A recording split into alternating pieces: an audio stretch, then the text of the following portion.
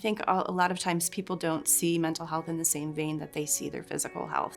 The statistics show that there are really a lot of mental health crises happening right now in youth, college students, adults.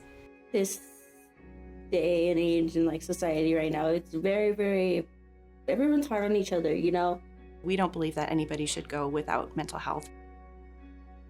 My name is Kelly Grun. I'm the statewide director of Spark the Change Colorado's mental wellness program. I think when we're talking about stigma, there are a lot of different reasons people face stigma. Sometimes it can be cultural. Sometimes it's a generationally ingrained idea that seeking mental health is not okay. It's not accepted. A lot of times people don't see mental health in the same vein that they see their physical health. So, if you break your arm, you're clearly going to go into the hospital and get it treated. But if you're suffering from depression or another mental health issue, you may be more hesitant. I think it's normal to want to solve problems on our own and to be self-reliant and, feel like you can fix things. And it's hard when you can't. It was really important for me when I became a therapist to really stay in community and really support community, to really give back. My North Star is, as a mom, I want the world to be a better place, and I want everyone to have safeness and wellness and security and health.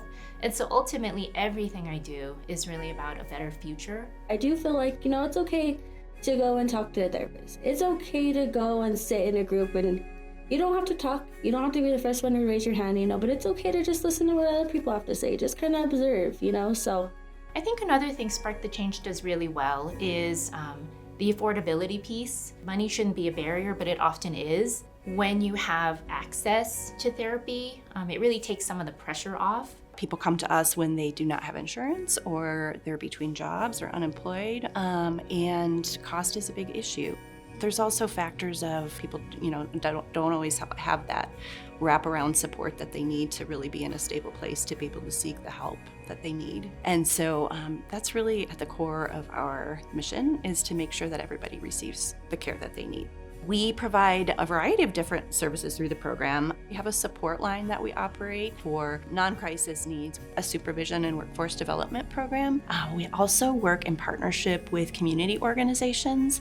There's a shortage of providers in Colorado, and so our goal is to really recruit clinical supervisors as volunteers to provide that clinical supervision piece to a new professional coming into the field. So our volunteers are amazing people, first of all, who really join our program to give back to the community out of the goodness of their hearts. They are all clinicians in mental health fields. They could be a graduate intern in a mental health program. They could be a candidate for licensure who's working with one of our volunteer clinicians to provide that clinical supervision piece. Or they could be fully licensed clinicians who are doing either individual counseling, support groups, working in partnership with our host site organizations to expand the capacity of our partner organizations. We really cover all aspects of mental health professions.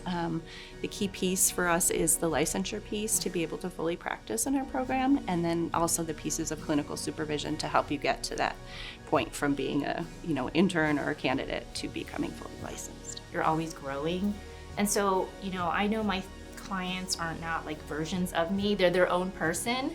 And so I really do my best to be very curious, compassionate, and understand what's important to my clients so that I can go through that lens. So like I said, just have compassion, be an open book, just listen to other people's stories and see what they have to give too.